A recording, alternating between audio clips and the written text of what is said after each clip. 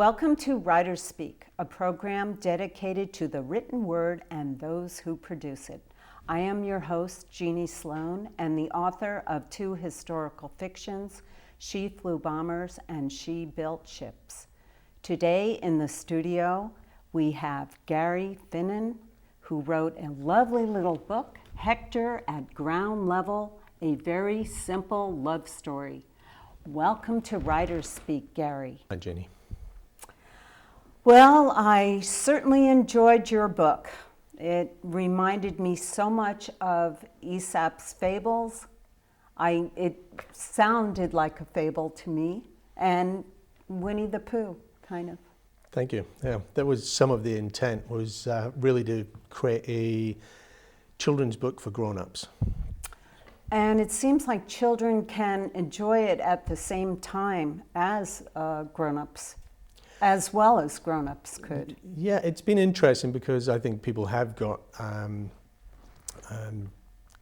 confused between it being a children's book because of the illustration on the front, but really the subject is not about anything that children would be interested in. But the other day I had a young girl come in, a 14-year-old friend of a family member, and they'd picked the book up and she had started to read it and she thoroughly enjoyed it. And so it was kind of nice to have her be able to do that, because that wasn't really the target market that I'd looked at when I first wrote the book. Yeah, I thought it was fascinating in that there were a lot of funny parts, but there were some dark and sad parts. Yeah, I think the story is about a journey, and I've used a hedgehog for the journey, but it's really the journey of everyone from birth to, in this particular case, the age of 50. And I think our life is like that. You have the funny pieces, you have the serious pieces, and we have the dark pieces. It probably leans a little more towards the dark elements, because that's part of the messaging that I'm trying to work through and understand, really on the journey that we go through.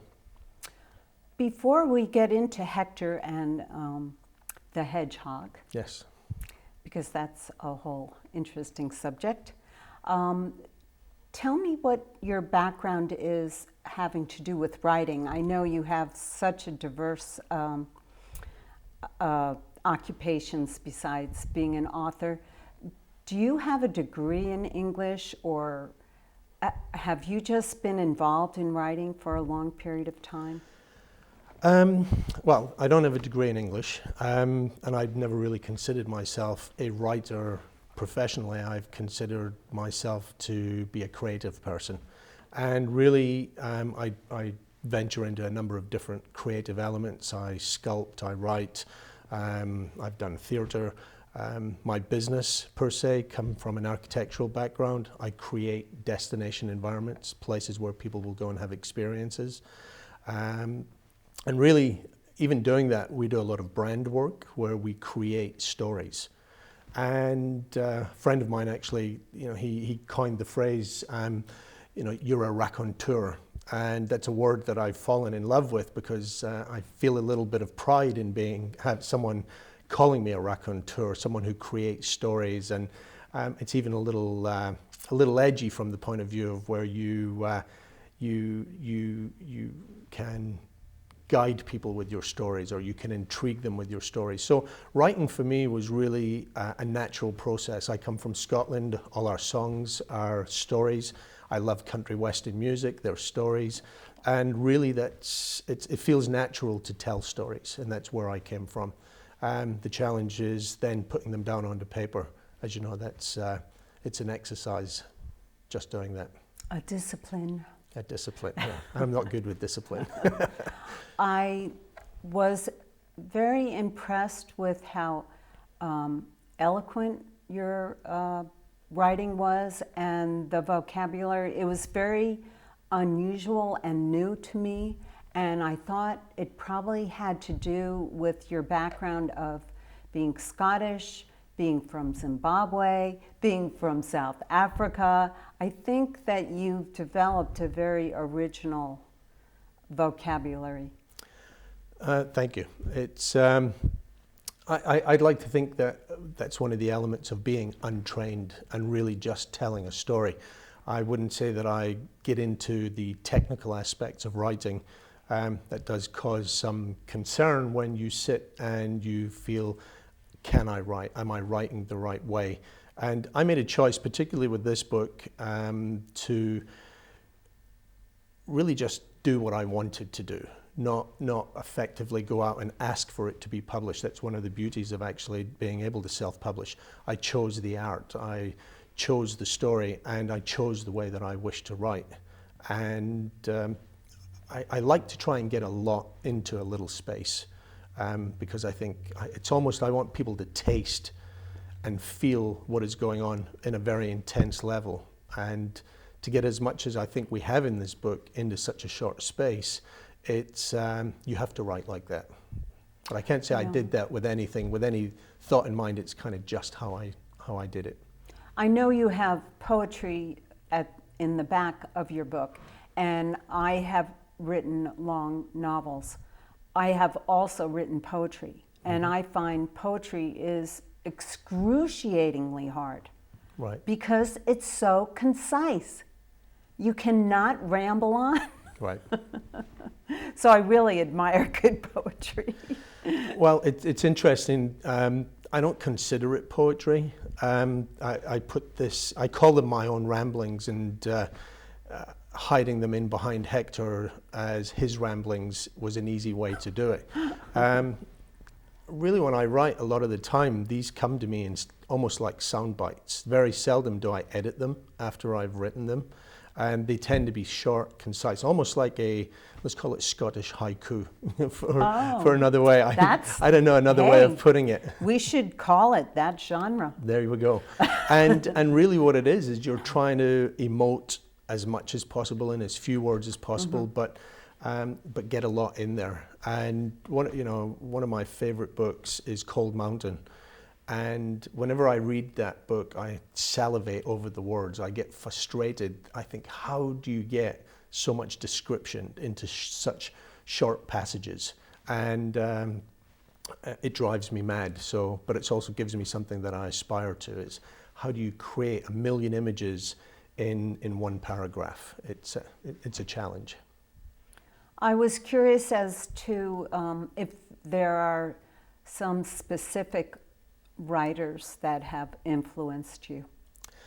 I read a lot of different books, and you've caught me on the hop here. I can't sit here and tell you someone specifically that I like, and I can't even tell you who wrote Cold Mountain.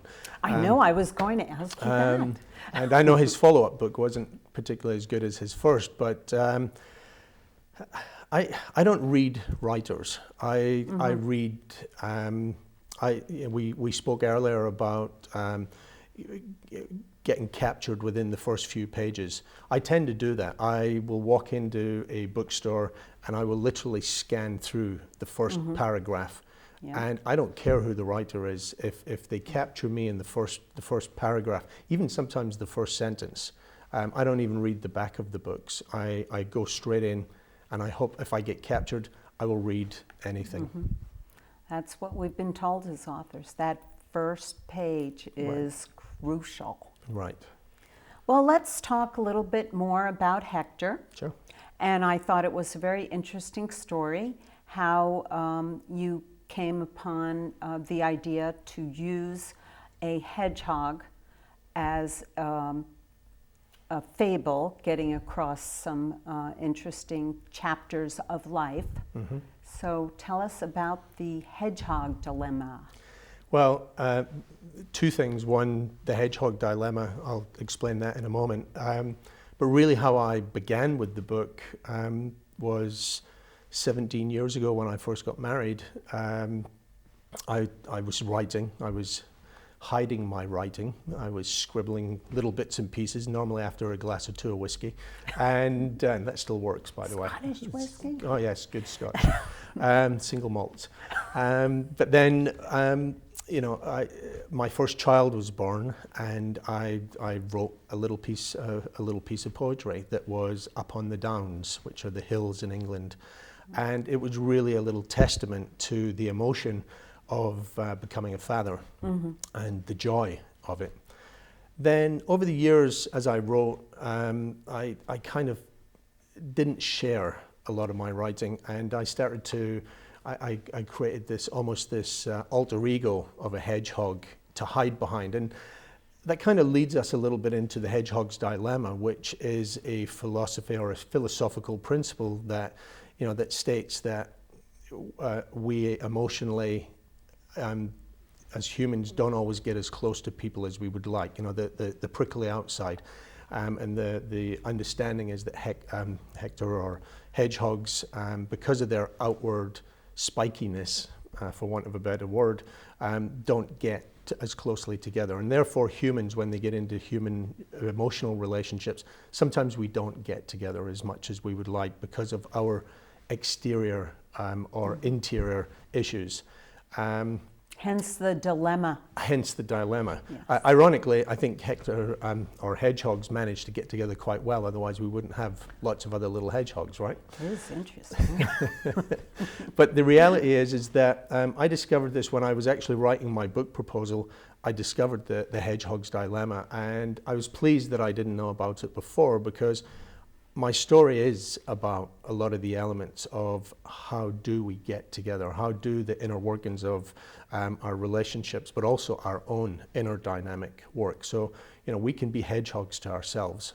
So really Hector came along from hiding behind a story that gave me the opportunity to tell a story of some of my own challenges on the journey through my life. The chapters are broken up into decades. Correct. And why don't you tell us a little bit about the significance of that? Really where that came from was, I think, the benchmarks in our life. And it really became apparent to me as I approached 50, and I'm 48 now, and that's another reason that I only felt that I could finish the book now, was that it's retrospective, to look back and go, okay, what are the major milestones in your life? And so it was easy to break it into 10, 20, 30, 40, 50. We've read of our different periods of life, the spring, the summer, the fall, and the winter. And I read a book written many years ago along those lines, and it started to inform me on the changes that we make and the choices that we make at those different times in our life. So I wanted to put it into easy bite-sized chunks, also from the point of view that someone approaching the book could maybe identify with one of those epochs of time where they could say, yes, I can relate to being a 10-year-old child. I can relate to being a 30-year-old man. I'm now a 50-year-old man. And some of these questions that are being raised, or some of these scenarios that are being played out, you can relate to them. So it really worked out almost by default that it was easier to break it into 6 or 7 chapters and put them as decades. It makes it very delightful. Thank you. And I think it's pretty easy to recognize that there's stages of most of our lives. Right. One of the what might be interesting is you're reading the 50 stage, but you're actually still living like a 30-year-old. So you might go back and go, oh, I'm still on this page number 36. I should be on page 54. But anyway. But I think you got the midlife crisis in there, and then it was very poignant to have the marriage renewal after separation. That seemed to be in there. Right.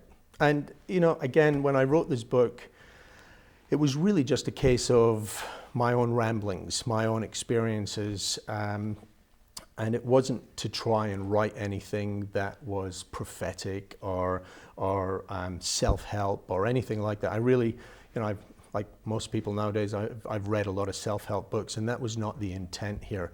It was really laying bare a little bit some of the dilemmas that we all face every day, and we often don't talk about. I have a lot of male friends who I know have looked at this book and read it and have identified with elements of it, and likewise their wives. But it was really just an intent to put out something simple. Nothing, no deep thought behind it other than, hey, let me share my story, and maybe it will incite some other people to share their story. Because I think that when you make yourself vulnerable, there's actually a way to make yourself exceptionally strong in that vulnerability. And that's kind of a contradiction of terms. But I believe that if you can make yourself vulnerable, realize the grass is greenest where you are. That's my favorite line. Right. Say it one more time. So the grass is greenest where you are. We spend so much of our life thinking that it's greener elsewhere. And that was my epiphany out of this book that I wanted to share. That's great. Because that was my favorite line in the whole book. Great. Yeah, very positive. Yeah, it's hard to be positive in the world today. The other message that I try to convey is that the way we're taught is bigger, better, faster, more. And I'm a businessman. I get up every day. I do a lot of different kind of projects. But it also helped me shift my perspective on how important those projects were in relation to my business, my family, my friends. And again, hopefully this little book, it gives someone the opportunity to say, hold on a second, let me step back and realize what it is that you have around you. And that kind of leads into the piece where Hector has his discovery or his epiphany. He has two in the book, but And you say it's simple, Yeah. but two epiphanies is not that simple. No. Two for the price of one, right? I would love to talk about your daughter. Sure, yes, great. Her name is Cameron. Correct. Cameron Finnan, and she is the illustrator. Yes. Probably the proudest element of the book is the fact that she collaborated with me. Both my daughters are actually phenomenal writers. And Cameron heard me going on one day about the fact that I was looking for illustrators, and I hadn't really found the feel that I was looking for. And she's always doodling around with stuff. And she came up and she handed me some pictures and she said, would this work? And it blew me away. And the images in the book are actually, some of them were specifically drawn for the book, particularly the picnic scene at the end, which is an absolutely fantastic image. And I don't think she even realized what she captured in it. The shape of the heads actually formed the shape of a love heart, and it was spontaneous and just natural. I then went back and found some of her older drawings, which she was a little mad at me putting them in the book, but some very simple little hedgehog pictures that she had drawn 10 years ago. And she was like, how can you put those in? Those are not my best pictures, but they are, again, absolutely natural. Things that she did when she had heard the story around the house. My family are always buying me little hedgehogs, and we have hedgehogs all over the house that just pop up randomly. So it's been a story that's being around. Living in California, I've never seen a hedgehog. No, and that was that's another dilemma, because people go, what is a hedgehog? But I think we all know what hedgehogs are. But it was another challenge in deciding to put this book out, because in California, in America, because you don't have hedgehogs. So have you seen hedgehogs? Oh yeah, no. And your daughter has? Yes. So you're very familiar with hedgehogs? Yes. They're very strange creatures to me. They are. And what's interesting with hedgehogs, they have a mystical quality to them. They go back a long way into history. Even philosophically, how they're positioned, how they curl up and defend themselves.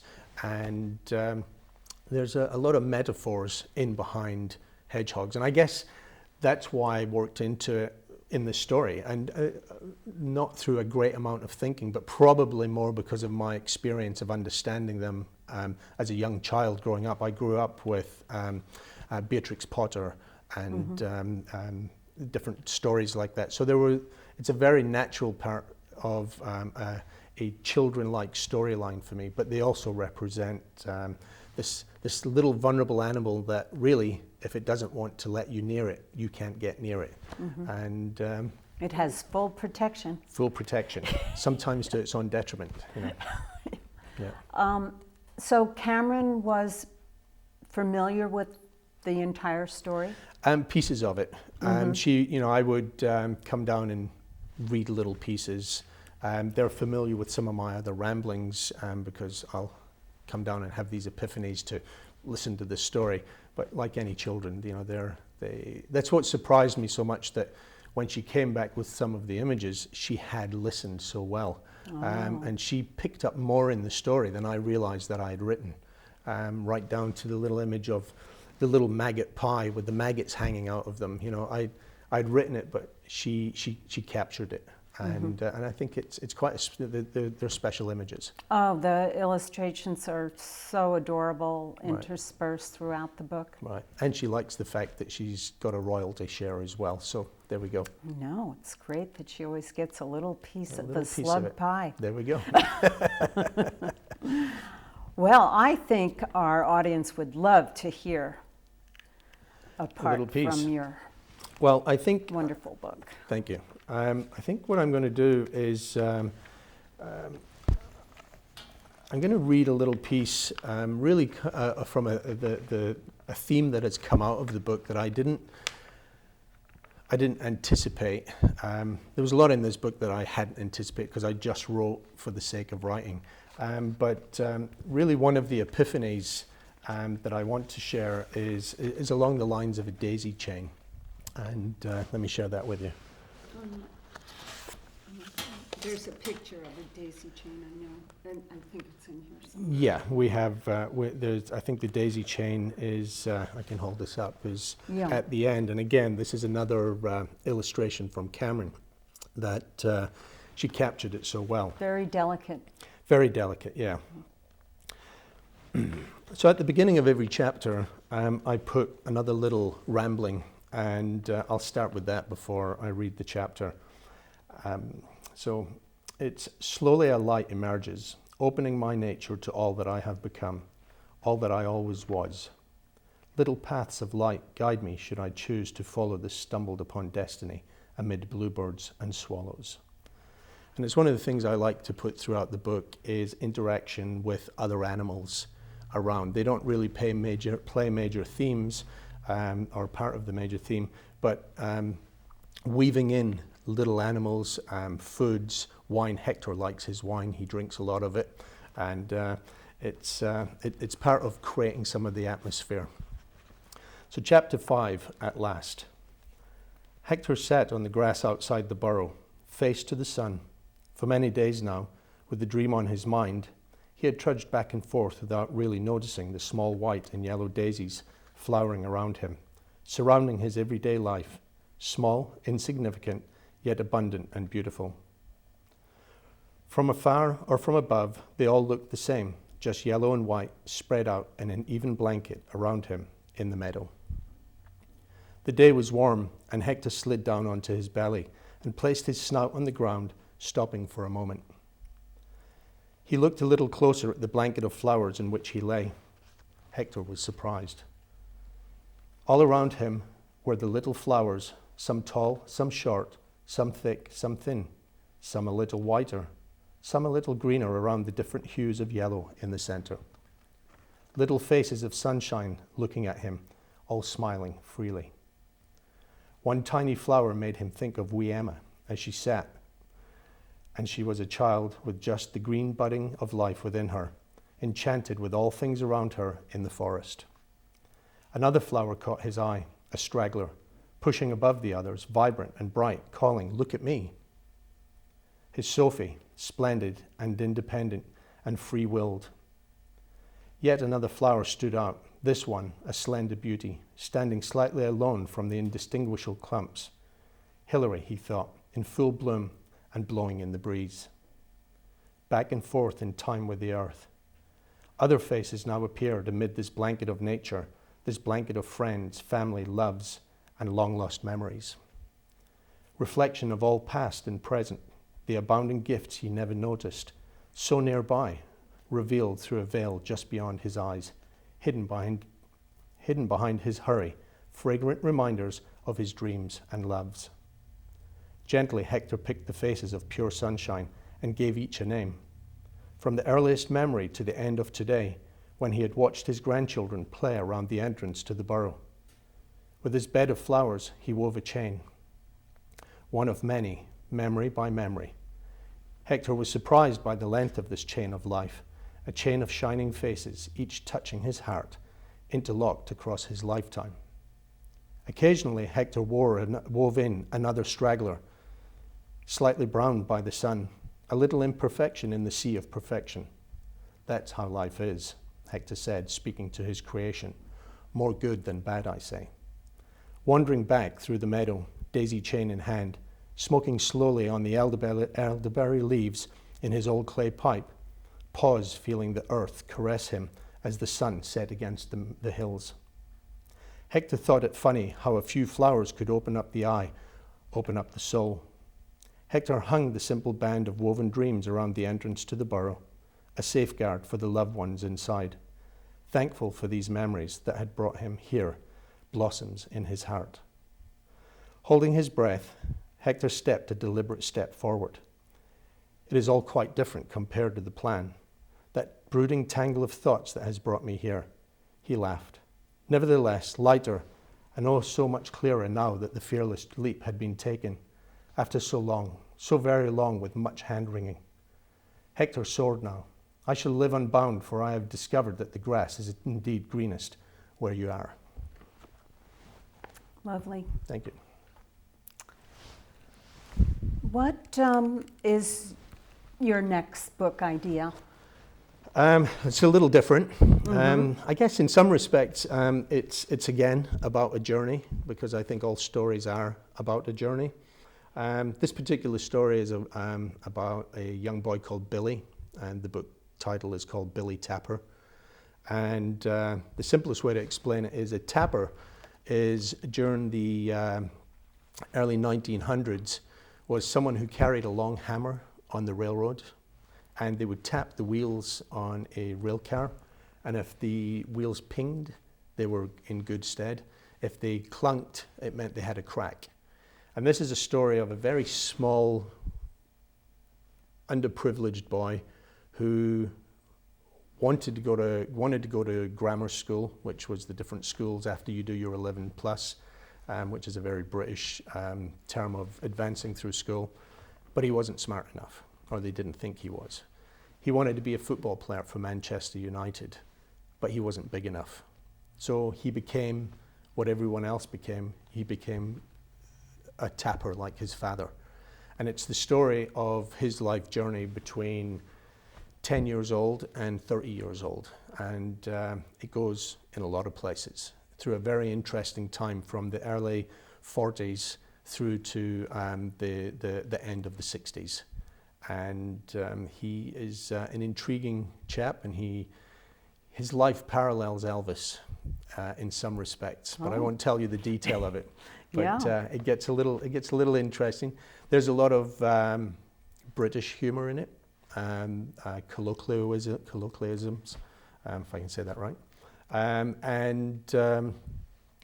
It's a journey. It's another journey, and his relationships. But there's a lot of fun in it.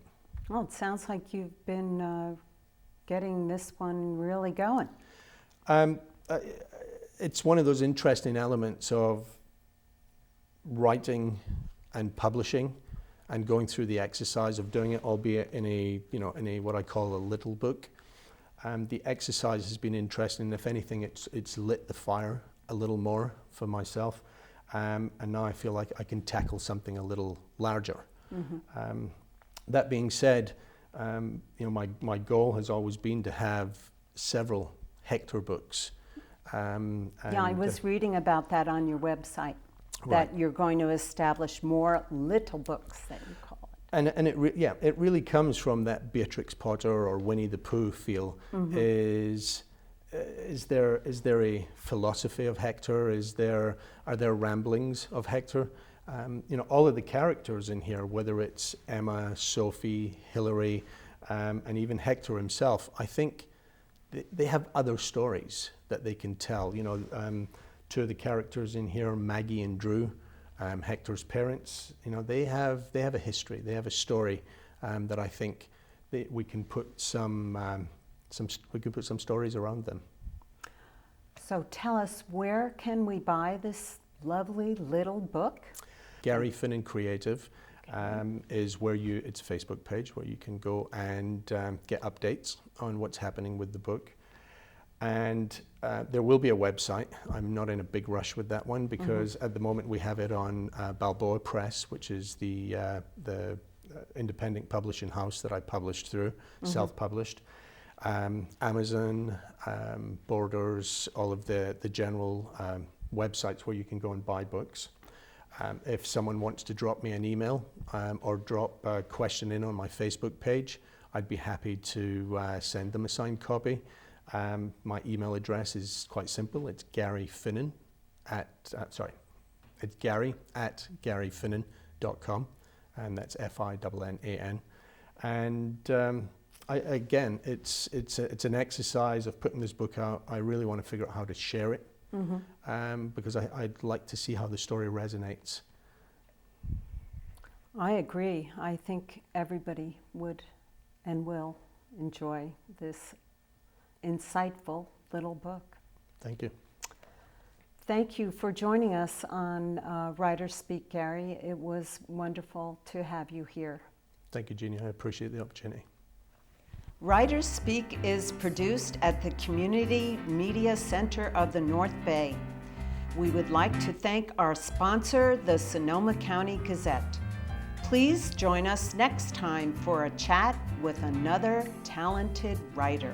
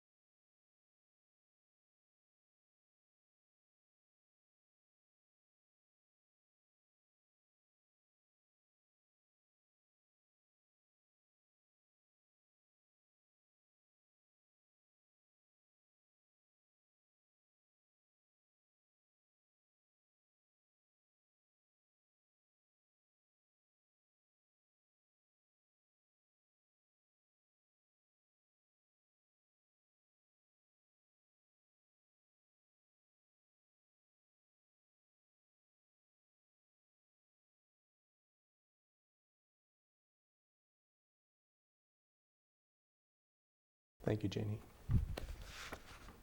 Is that good? Next, should I do the end? Are we hot enough? Okay. WriterSpeak is produced by the Community Media Center of the North Bay. I would like to thank our sponsor, the Sonoma County Gazette. Please join us next time for a chat with another talented author.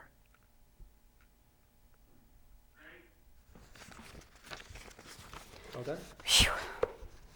Boy. Boy, I know. I had a lot more questions.